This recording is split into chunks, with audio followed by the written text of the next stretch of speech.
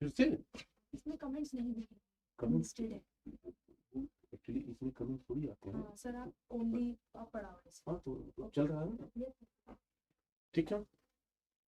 तो ध्यान दीजिएगा, तो बच्चों ये बड़ा अच्छा सा है और ये ऑफर आप जरूर अवेल करें। ये जो 75% का ऑफर है, दिवाली 75, इससे आप जरूर फॉलो करें और इसको यूज करें और 75% का डिस्काउंट लाएं। तो जल्दी से जल्दी सभी लोग आ जाइए।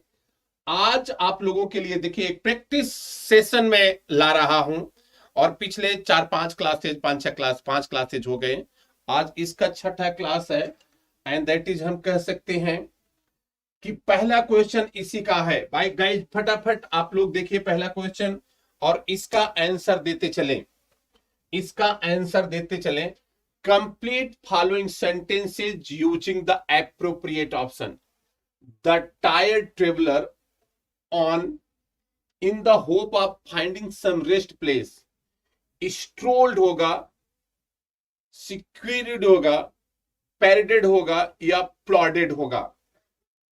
तो चलिए फटाफट आंसर बताइए। बहुत अच्छा सा क्वेश्चन है। तो गाइज आप लोग आंसर बताते चलें और बहुत बहुत आप लोगों को दिवाली की शुभकामनाएं हैं।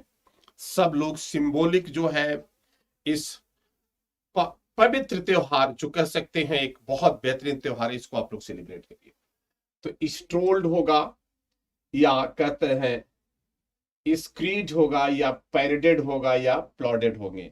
तो पहला क्वेश्चन आप लोगों के सामने है गाइज, फटाफट आंसर देते चलो और इसका आंसर आप लोग बताते चलें। बहुत ही बेहतरीन क्वेश्चन है बेटा, ध्यान रखिएगा, बहुत ही बेहतरीन क्वेश्चन है बेटा आप सभी के लिए और इसको बढ़िया से आनंद लेते चले, जहां रहेगा हम आपको समझाएंगे। तो कहने का मतलब है जो आंसर आपका होगा बेटा यहां हो जाएगा प्लॉडेड। क्या हो जाएगा?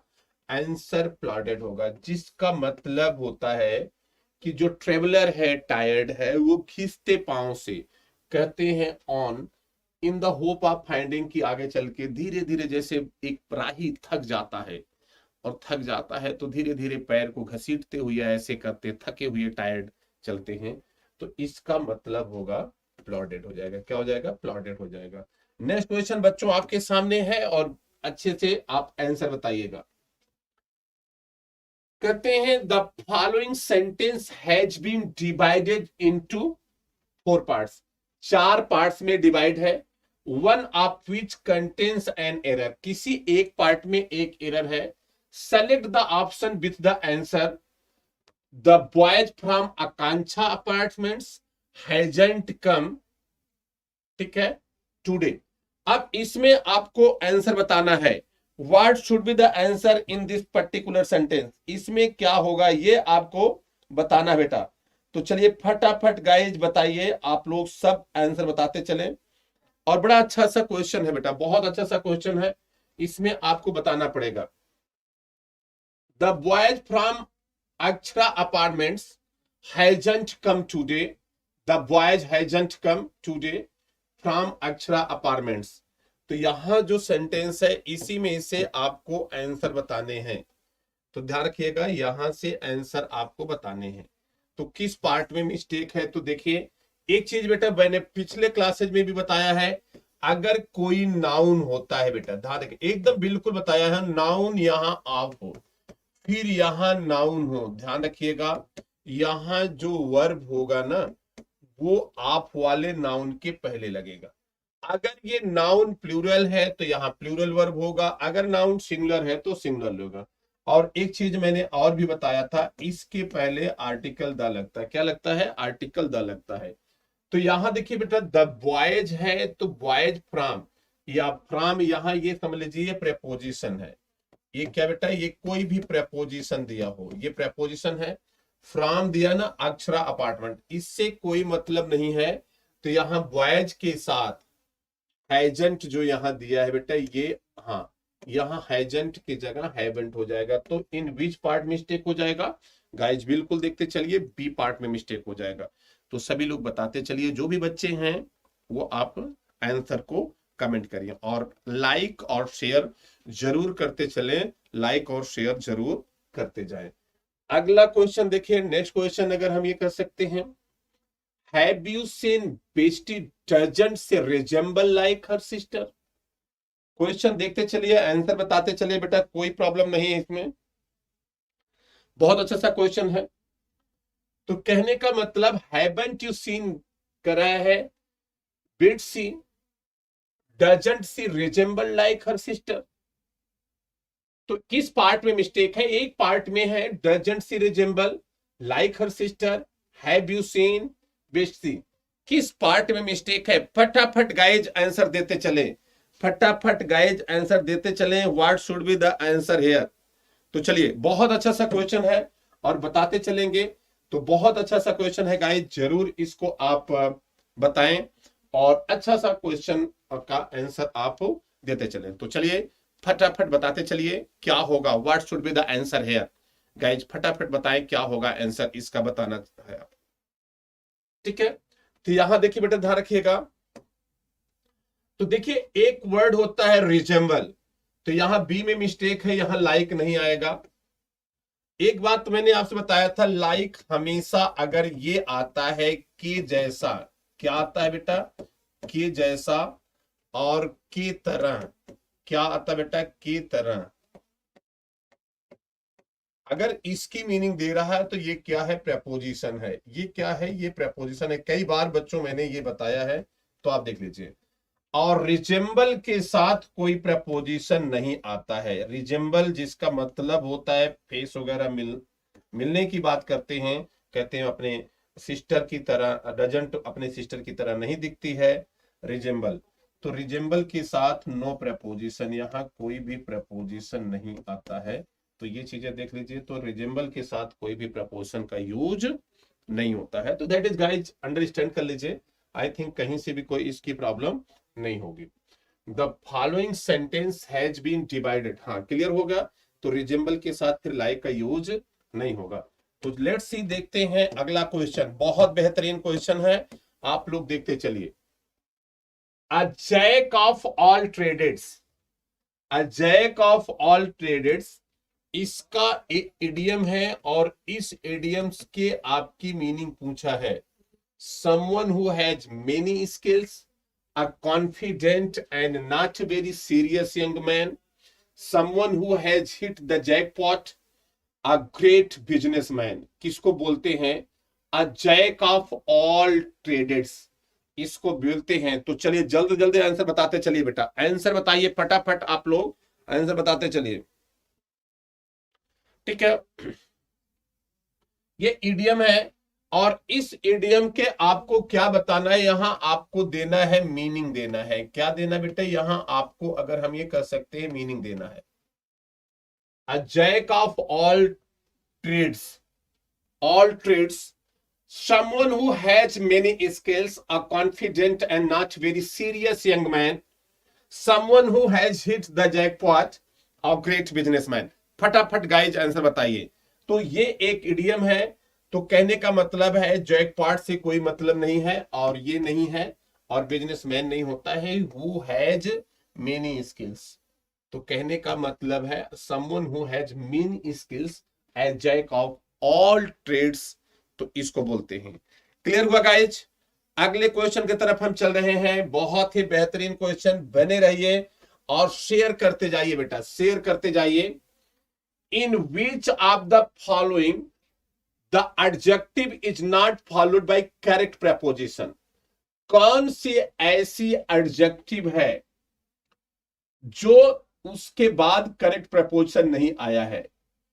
केयरफुल ऑफ ड्रेसेज है, एनॉयड एट थिंग्स है, बिजी एट लेसन्स है, हॉरिफाइड एट द साइड है। ये चार हैं।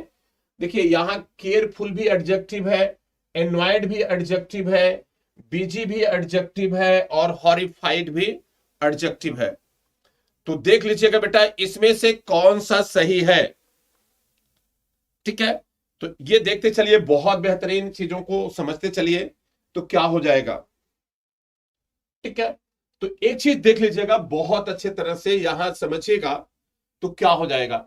इन which of the following the adjective is not followed by correct preposition, careful of dresses होगा, एनवायड एट थिंग्स होगा, busy at lesson होगा, horrified at the side होगा। तो जल्दी से जल्दी बताएं बेटा क्या होगा, जल्दी जल्दी आंसर बताते चलिए।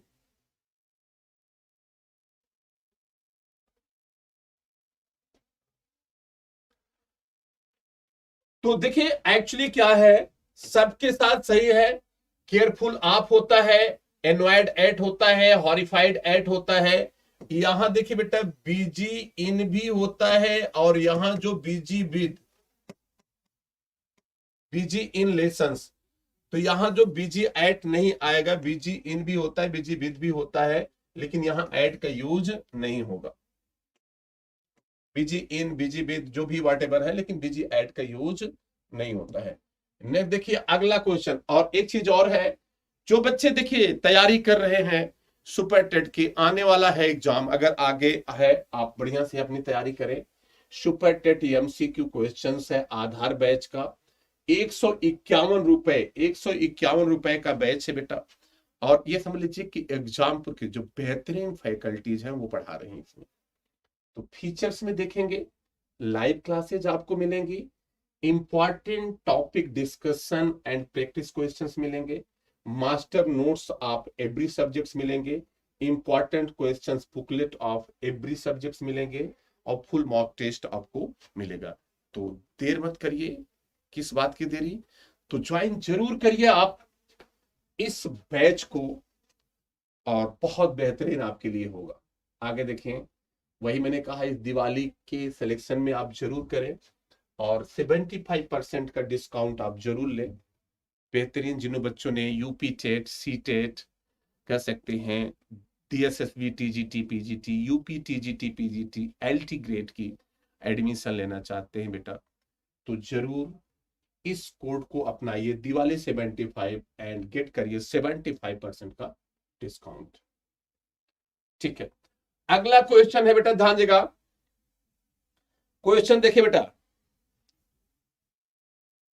अब यहां देखिए बेटा, सिंपल प्रपोजिशन आफ्टर कौन सा मिसमैच्ड है, कह रहा है which of the following pairs is matched. Simple preposition में आफ्टर आता है, कंपाउंड प्रपोजिशन में ऑफ आता है, डिस्गाइज प्रपोजिशन में ए एंड ओ आता है, ये तो होता ही नहीं है। इन लिeu ऑफ ये पार्टिसिपल होता है। तो पार्टिसिपल तो ये बेटा है ही नहीं है, ये गलत है, ये भी गलत है।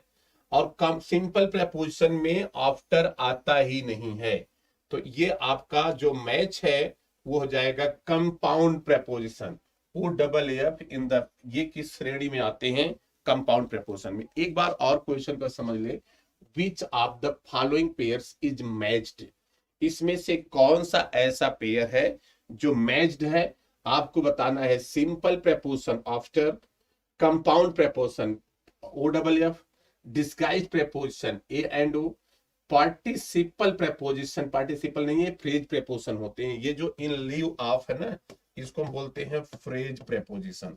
तो इसका मतलब है जो मिसमैच्ड है ये सारे हैं, तो आपका आंसर क्या हो जाएगा, ए हो जाएगा। That's okay. अगले क्वेश्चन की तरफ हम चलते हैं। देखिए, which one of the following is correctly edited sentence, इसमें से कौन सा सही लिखा गया है। अब इन चारों में से आपको बताना है, be decorated in white the kitchen last year, be decorated the kitchen in white last year, be decorated last year the kitchen in white, be the kitchen be decorated last year in white. तो जल्दी से जल्दी guys इसका answer आप लोग बताते चले। एक बेहतरीन कंसेप्ट कंटेंट है आपका, ये आप बताते चलेंगे, इसमें आपको कोई भी प्रॉब्लम नहीं होगी। तो चलिए फटाफट आप लोग बताइए क्या होगा। ठीक है, अगर मैं आपसे कहता हूं कि हाँ क्या होगा, ठीक है, हाँ लीजिए बताइए। Be decorated in white the kitchen last year, be decorated the kitchen in white last year, be decorated last year the kitchen in white, be the kitchen. तो बेटा ध्यान देगा, पहले तो ये देखिए बेटा व्हाट बी डेकोरेटेड, ये देखिए बेटा व्हाट बी डेकोरेटेड, तो ऑब्जेक्ट मिल जाएगा।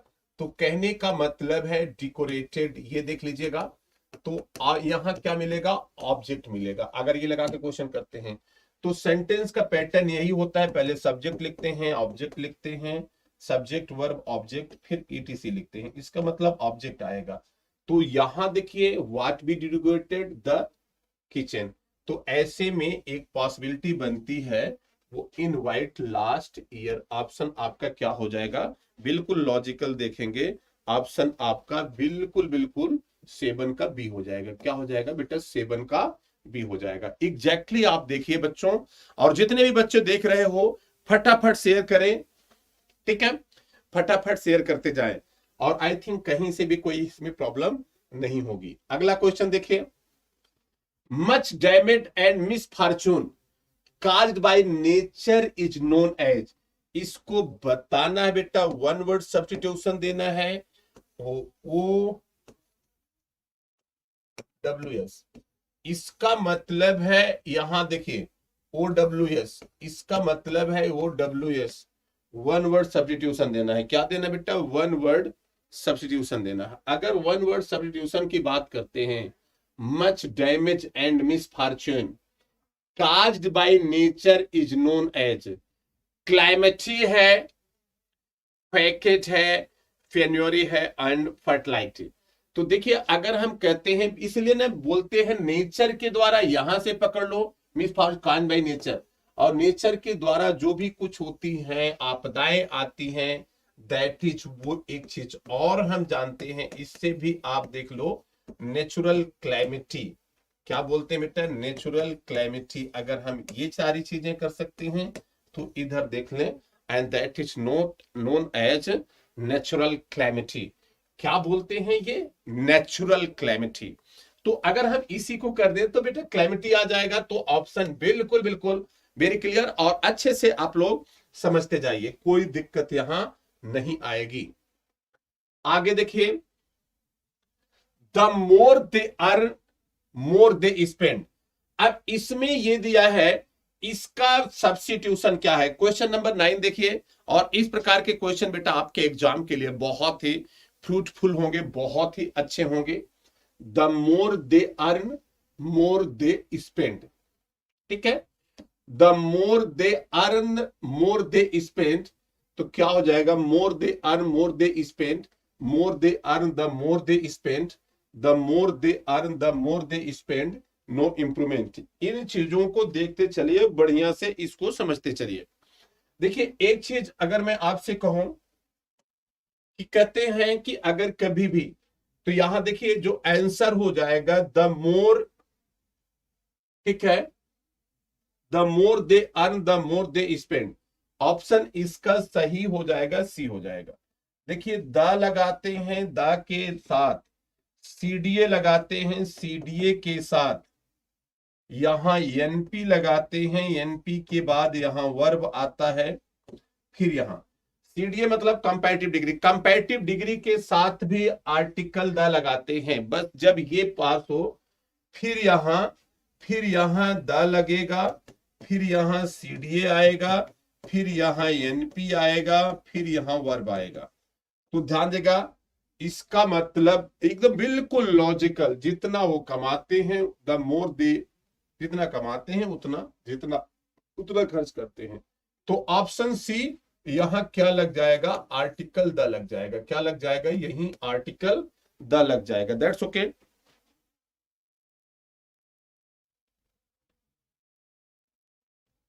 चलिए जल्दी जल्दी बताइए। तो क्लियर हो गया बेटा, सभी लोग देखें। अगले क्वेश्चन की तरफ हम चलते हैं, अगले क्वेश्चन की तरफ चलते हैं। The correct sentence in the positive degree is, इसमें से कौन सी पॉजिटिव डिग्री में सेंटेंस गलत है। The razor is sharper than that one, the razor is not as sharp as that one, the razor is the sharpest of all, this razor is sharper than this one. देखिए एक चीज मैं, हाँ बिल्कुल जल्दी जल्दी आंसर बताते चले बेटा। अच्छा सा क्वेश्चन है, आई थिंक इसमें किसी भी प्रकार की कोई प्रॉब्लम नहीं है, ठीक है। तो किसी भी एडजेक्टिव की, ध्यान रखिएगा, 3 फॉर्म होते हैं बेटा, 3 फॉर्म होते हैं किसी भी एडजेक्टिव की, मैंने बताया था। एक देखिए, जैसे अगर हमें कह सकते हैं बिग, बेटा ये बिग है, और एक है बिगर, क्या है बेटा, ये बिगर है, और एक है बिगेस्ट।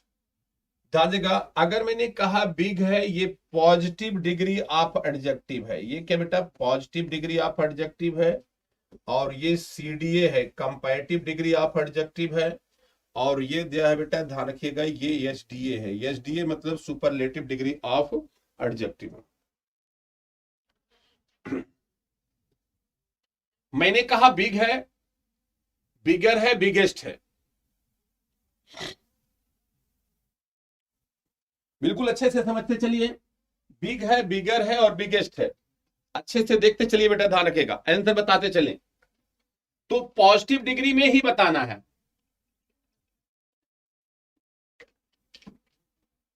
तो बेटा ये जो देखा है, ये सेंटेंस आपको ये बताना है, ये पॉजिटिव डिग्री में हो, पीडीए, इसो पॉजिटिव डिग्री ऑफ एडजेक्टिव है, कंपैरेटिव डिग्री ऑफ एडजेक्टिव है, सुपरलेटिव डिग्री ऑफ एडजेक्टिव है।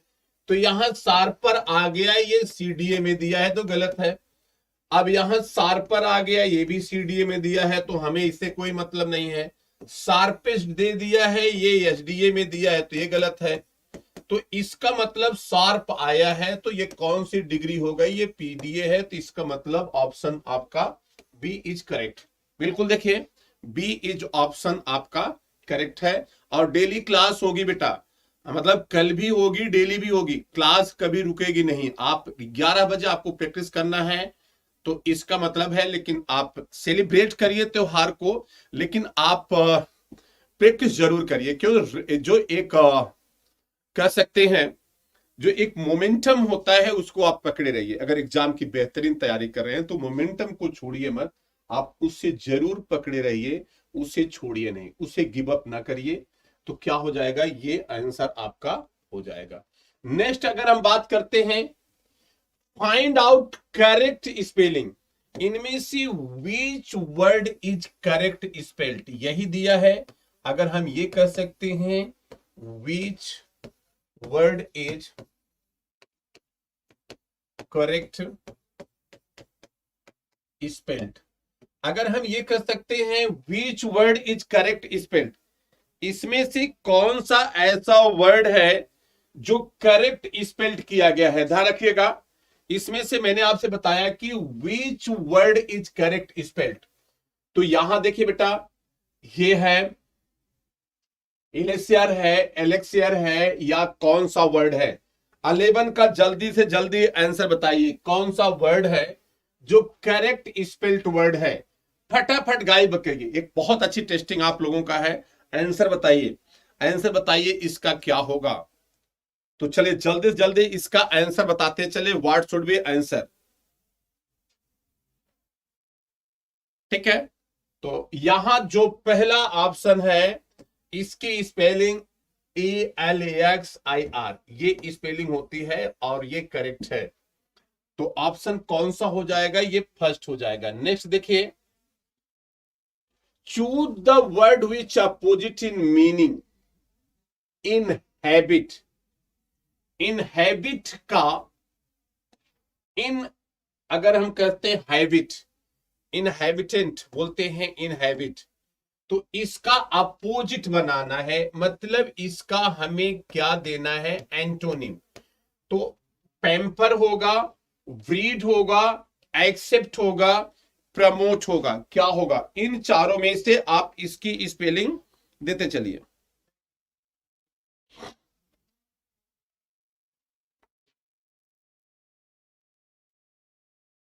अपोजिट बताना है, इन, इनहेबिट, इनहेबिट, इनहेबिट मतलब किसी चीज को इनकार देना, दुत्कार कर देना। तो इसका मतलब यहां क्या हो जाएगा गाइज, एक्सेप्ट हो जाएगा। तो जल्दी से जल्दी सभी लोग बताते चले, आंसर आपका सी आ जाएगा। क्या हो जाएगा बेटा, आंसर आपका सी हो जाएगा। तो चले जल्दी जल्दी बताते चले बेटा, ध्यान रखिएगा। ठीक है, तो चलो आगे क्वेश्चन देखते चले बेटा, बहुत अच्छा सा क्वेश्चन है। अब यहां देखिए, मैंने आपसे बताया कि आधार बैच आपके प्लेटफॉर्म तैयार करेगा। जो गाइस सुपर टेट के तैयार कर रहे हैं, आपके जो रिलेटिव हो, आपके जो कह सकते हैं कलीग हो, नोन हो, उनसे जरूर कहिए। और देखें 151 का तो छोटा सा क्रैक कर पटाखे भी नहीं मिलते हैं, इससे महंगा है आपको कोर्स मिल रहा है बेटा, तो जरूर इसको बाई करें। ठीक है। और एग्जाम फॉर कोर्सेज पे दिवाली ऑफर है, 75% डिस्काउंट, आप जरूर लीजिए और मुस्कुराइए। इस पे आपको 75% डिस्काउंट जरूर मिलेगा, और इसको लेके आप जरूर तैयारी करें अपना। ठीक है। तो आइए बेटा, ध्यान रखिएगा। Choose the word which is opposite in meaning. Choose the word which is opposite in meaning. Be no slave. Be no slave, इसका बताना बहुत अंत है। बी नो स्लव, इसका बताना है इनएफिशिएंट है, ऑनेस्ट है, सेंटली है, या वेल नोन है। तो इसके अपोजिट अगर हमें कौन सा वर्ड हो सकता है, तो जल्दी से जल्दी गाइज बताते चलें क्या होगा। इनएफिशिएंट होगा, इसका मतलब एफिशिएंट होगा। ये जो होता है ना, इसका मतलब होता है बेटा एफिशिएंट। ये जो है एफिशिएंट है। अगर ये एफिशिएंट है, ध्यान रखिएगा, तो ये ऑप्शन आपका ए हो जाएगा। क्या हो जाएगा? ऑप्शन ए हो जाएगा। तो ध्यान देगा, इनएफिशिएंट क्या हो जाएगा? इनएफिशिएंट। ठीक है। तो choose the word which is opposite in meaning, तो यहां जाएगा, ए हो जाएगा इनएफिशिएंट। क्या हो जाएगा बेटा? Inefficient. Choose the word which nearest in meaning. Nearest का मतलब होता है सिनोनिम हो, सेम मीनिंग हो। इसका मतलब अगर हम नियरेस्ट की बात करते हैं, तो ये हो जाएगा सिनोनिम। सिनोनिम का मतलब यहां हो जाएगा सेम मीनिंग। तो चलिए, ये कौन सा वर्ड है? विचिंग क्या होगा? इंचेंटिंग होगा, मैजिकल होगा, अफेक्टेड होगा, और एरेसमेरिंग होगा।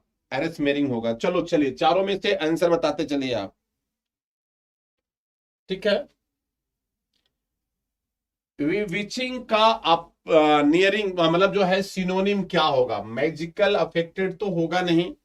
तो चलिए गाइज, फटाफट आप लोग आंसर बताते चले। बहुत अच्छा सा क्वेश्चन है, और इसका आंसर आप लोग बढ़िया से बढ़िया बताते चले। ठीक है। What should be the answer here? This is the मतलब एक वेरी चीज है कि आप आंसर क्या होगा। तो इसका मतलब होता है इन चैंटिंग। क्या होता है बेटा? इन चैंटिंग। ऑप्शन क्या हो जाएगा? ए हो जाएगा। ध्यान रखिएगा। आगे है, identify the underline parts of speech. ये जो पार्ट्स ऑफ स्पीच दिया है, इसको आपको आइडेंटिफाई करके बताना है कि ये कौन सा पार्ट्स ऑफ स्पीच है। ये बताना है पार्ट्स ऑफ स्पीच, यहां आपको बताना है कि ये कौन सा पार्ट्स ऑफ स्पीच है, ये आपको बताना है। विच पार्ट ऑफ स्पीच, ये कौन सा पार्ट ऑफ स्पीच है, ध्यान रखिएगा। ठीक है। I need a sharp knife to cut these potatoes. ठीक है। नाउन है, एडजेक्टिव है, वर्ब है, और ये एडवर्ब है। ध्यान रखिएगा, इसमें आपको बताना है कि ये कौन सा है।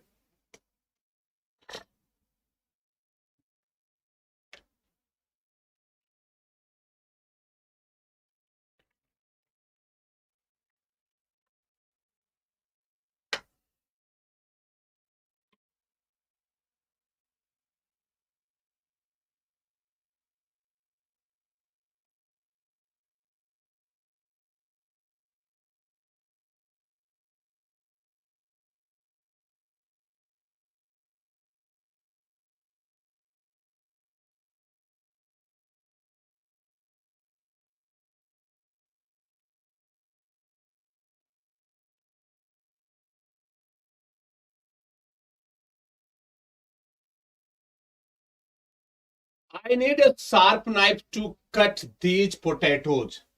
तो शार्प है यहां कहा, what kind of knife I need.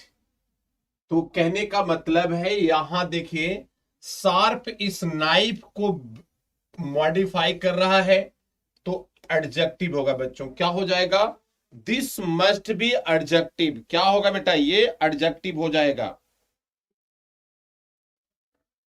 क्या हो जाएगा बेटा, ये मस्ट बी ये एडजेक्टिव होगा, विदाउट एनी हेजिटेशन इसमें कर सकते हैं कि ये एडजेक्टिव होगा। अच्छा एक चीज और भी है, अगर हम कहते हैं identification of parts of speech, मैंने बहुत अच्छी तरह पढ़ाया है, तो शायद ऐसा कोई बच्चा नहीं होगा जो इसको नहीं कर पाया होगा, सभी बच्चे इसको कर पाए हैं। आइडेंटिफिकेशन आप ध्यान रखिएगा, आइडेंटिफिकेशन ध्यान रखिएगा, आइडेंटिफिकेशन आप अगर हमने कहा कि पार्ट्स ऑफ स्पीच मैंने आपको जरूर पढ़ाए हैं, तो ये देख लीजिएगा identification of parts of speech, ये मैंने पढ़ाए हैं और बहुत अच्छे तरह से पढ़ाए, अच्छे तरह से नहीं बालकों बहुत ही अच्छे तरह से पढ़ाए हैं। तो आई थिंक इसमें तो आपको एकदम बिल्कुल किसी भी प्रकार की कोई प्रॉब्लम नहीं होनी चाहिए।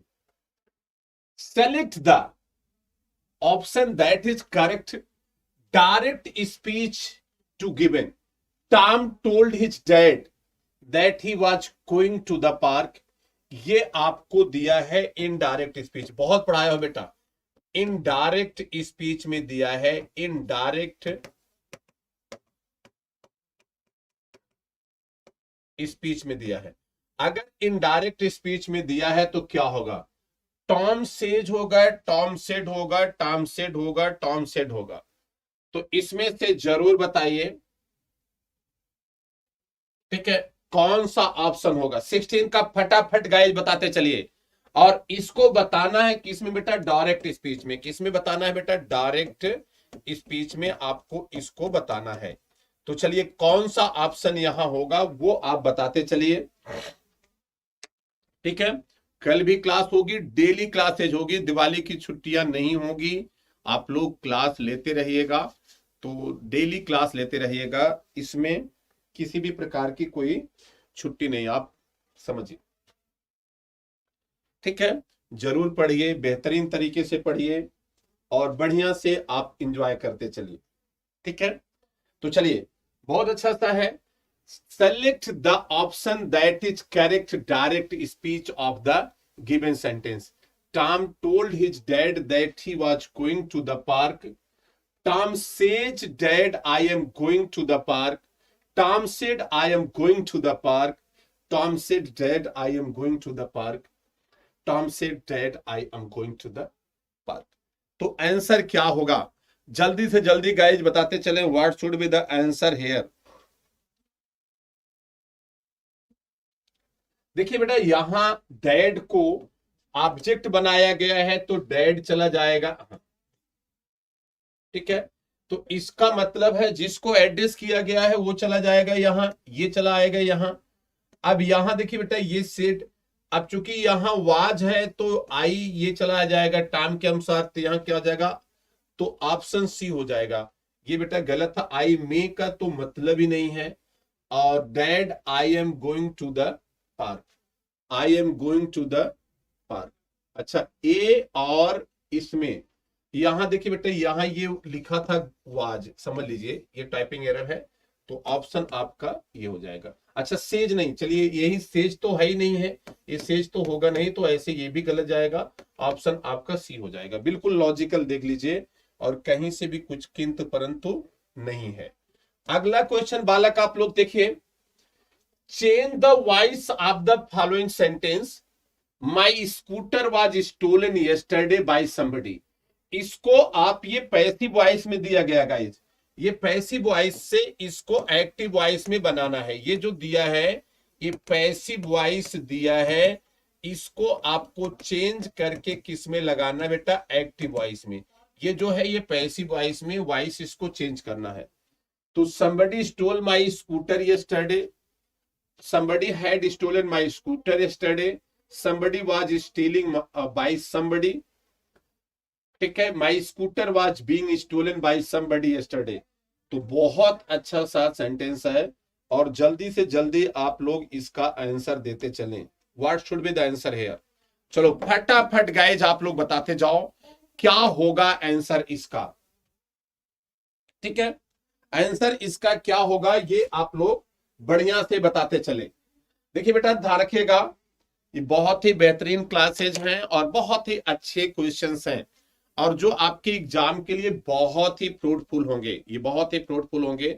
आप किसी भी चीजें ग्रामर की तैयारी कर रहे हैं तो यहाँ ये बहुत ही फ्रूटफुल क्लासेज आपके लिए होंगे।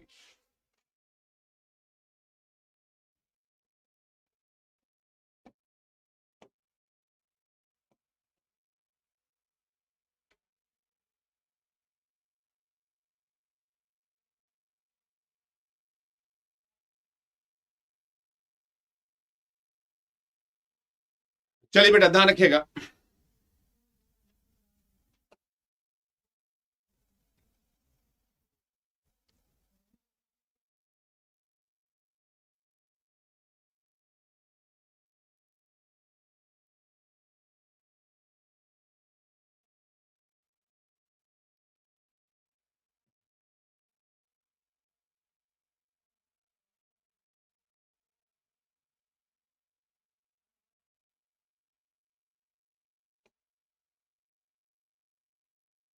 तो चलिए देखिए बेटा, अब यहां वाज स्टोलन है, इसका मतलब है जो पैसी एक्टिव बनेगा वहां वर्ब का सेकेंड फॉर्म आएगा। तो वर्ब का सेकेंड फॉर्म किसमें बेटा? स्टोल में। ये स्टील होता है, स्टील होता है, स्टोल होता है और क्या होता है बेटा? स्टोलन होता है। तो अगर हम इस पॉइंट से देखें तो ये बहुत ही बेहतरीन चीजें हैं, यहां से हम इसको समझ जाएंगे। स्टील, स्टोल, स्टोलन, तो इसका मतलब ऑप्शन आपका ए आ जाएगा। क्या हो जाएगा बेटा? ऑप्शन ए हो जाएगा। ठीक है, क्लियर? क्लियर हो गया। अगला क्वेश्चन देखिए, अगला क्वेश्चन देखिए और बहुत ही अच्छा सा क्वेश्चन देखिए। I found at least the book when I had last all hope. I found at least the book, मैं पा ही गया जब मैं सारा हो चुका था। ये एक बेटा क्लॉज है, तो इसको हम कह सकते हैं कि ये किस क्लॉज के रूप में है। यहां आइडेंटिफाई आपको करना है, किस रूप में करना है? आइडेंटिफाई करना है। इसको ध्यान रखिएगा, किस रूप में इसको आइडेंटिफाई करना है। तो बहुत अच्छे से देख लीजिए बेटा, ये आपको आइडेंटिफाई करना है कि कौन सा क्लॉज है, ये कौन सा क्लॉज है, ये आइडेंटिफाई करना है। एडजेक्टिव क्लॉज या रिलेटिव क्लॉज है, एडवर्ब क्लॉज है या प्रिंसिपल क्लॉज है या कह सकते हैं नाउन क्लॉज है। तो जल्दी जल्दी गाइज इसका आंसर बताते चले, व्हाट क्लॉज दिस इज। तो चलिए, बहुत ही अच्छा सा क्वेश्चन आप बताते चले, आपको समझ में आ जाएगा और मैं नहीं समझता हूं कि किसी प्रकार की कोई प्रॉब्लम ये क्रिएट करेगा। तो चलिए आप लोग बढ़िया से बेहतरीन तरीके से आप देखते चले, आई थिंक किसी भी प्रकार की कोई प्रॉब्लम नहीं होगी। और बहुत पढ़ाया हूं बेटा, identification of parts of speech, identification of clauses, clause के पार्ट्स, ये बहुत हमने आपको एप्लीकेशन पे इतना पढ़ा पढ़ा के तैयार किया हूं। आई थिंक इसमें किसी भी प्रकार की कोई प्रॉब्लम नहीं होनी चाहिए। तो चलिए बेटा ध्यान रखिएगा,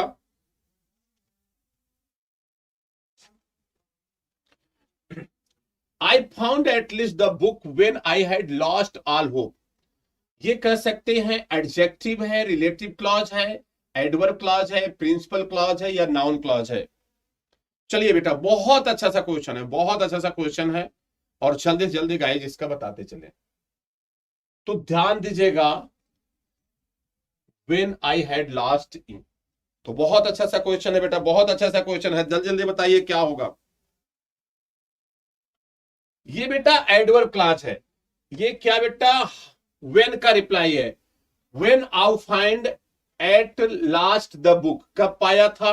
व्हेन का रिप्लाई। मैंने एक चीज और भी बताया था, अगर व्हेन का रिप्लाई हो, हाउ का रिप्लाई हो, वेयर का रिप्लाई हो, तो ये सभी क्या होते हैं? इनका जो रिप्लाई होता है वो दैट इज एडवर्ब होता है। क्या होता है? एडवर्ब होता है। तो ये हो जाएगा आपका, क्या हो जाएगा? Adverb clause. आगे देखो बेटा, आगे फटाफट देखते चलो। यहां देखिए, convert the given sentence into comparative degree, comparative है बेटा, यहाँ कंपैरिजन नहीं है, कंपैरेटिव डिग्री में इसको आपको कंपैरेटिव में बदलना है, कंपैरेटिव डिग्री में। यहां देखिए बेटा, कंपैरेटिव डिग्री में ये बदलना है, ठीक है। Very few countries in the world are as large as China. बहुत कम कंट्री उतने बड़े हैं जितना चाइना है। अब इसी को आपको इसमें चेंज करना है। Very few countries in the world are as large as China. China is largest of all countries in the world. China is largest than most other countries in the world. China is a large country than very few countries in the world. China is most large of all countries in the world.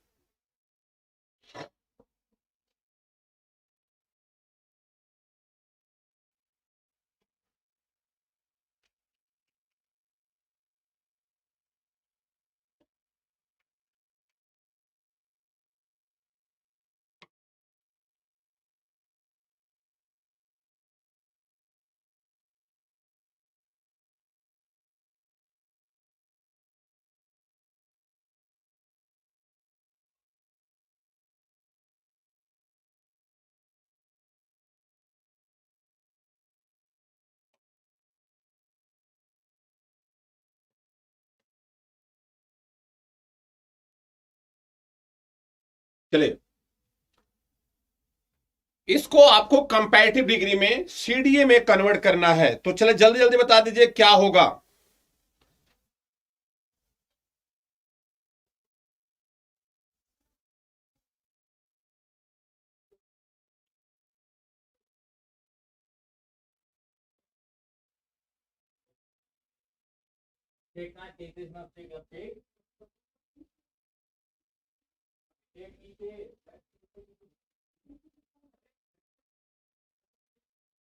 चलिए जल्दी जल्दी बताइए।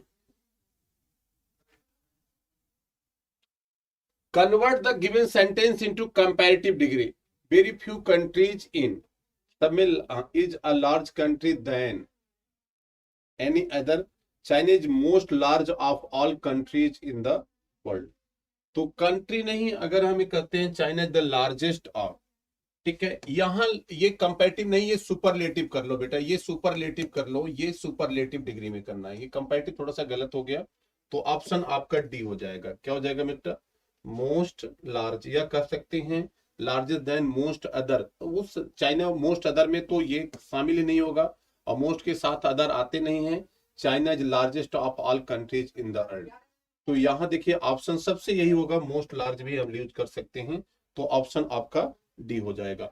अगला question देखिए, बहुत ही अच्छा सा question है। This should be the last question, this should be the last question. जल्दी जल्दी बताते चलो बेटा, चलिए जल्दी जल्दी बताए क्या होगा बेटा। बहुत प्यारा सा क्वेश्चन है।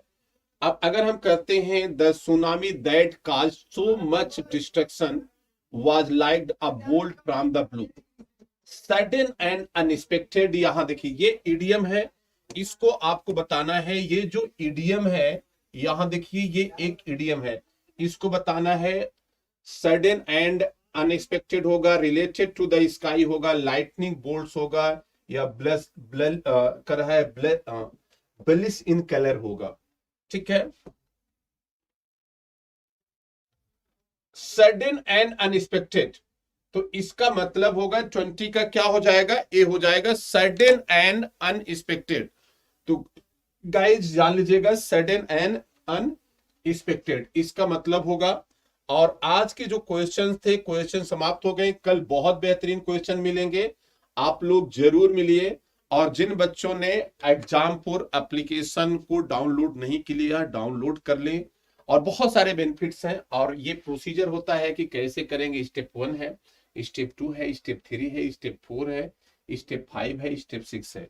आप लोग अब इसको डाउनलोड करें और जरूर ये फायदे में रहेंगे। आप लोग बहुत सारी चीजें आपको मिल जाएगी।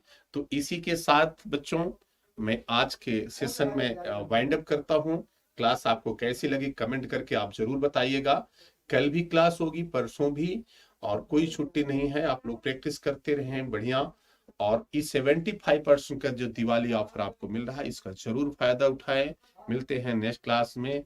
जय हिंद, जय भारत, जय जगत परिवार।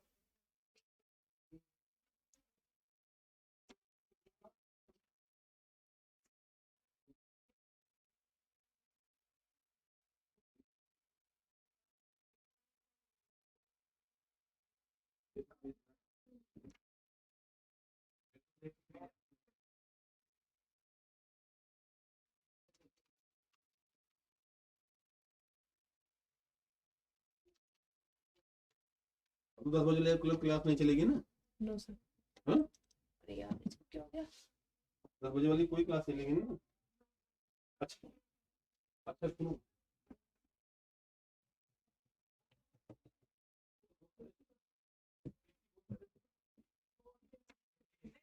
तो चलता रहा होगा ना? क्यों? ये बंद थोड़ी है इसका। रिकॉर्डिंग चलती रही होगी ना?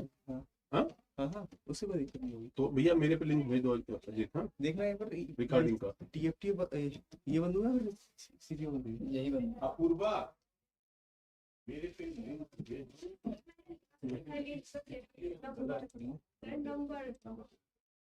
रिकॉर्डिंग किस पे करी है अपूर्वा? Unlisted। एंड कर दी ना आपने वो? अरे यार ऑन करेंगे, पोस्ट लगा फटाफट। एंड कर दो। ऐड करो ना। मैं दिख गया इसमें।